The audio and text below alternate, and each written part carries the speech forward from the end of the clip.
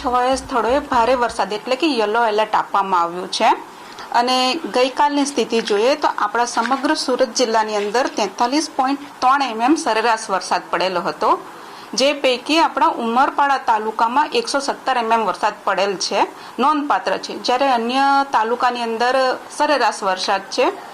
આજે 12 વાગ્યા સુધીનો વરસાદની ગણતરી કરીએ છીએ તો આપણો સરેરાશ વરસાદ 11.2 mm છે. તેમાં ઓલપાડની અંદર 12 વાગ્યા સુધીમાં 44 mm વરસાદ પડેલ છે, જ્યારે સુરત શહેરની અંદર 26 mm વરસાદ હાલ પડી રહેલ છે. જિલ્લાના વહીવટ તંત્રને એલર્ટ કર્યું છે અને સાવધાનીના પગલાં લેવા માટે તમામ અધિકારીઓને જણાવવામાં આવેલ છે.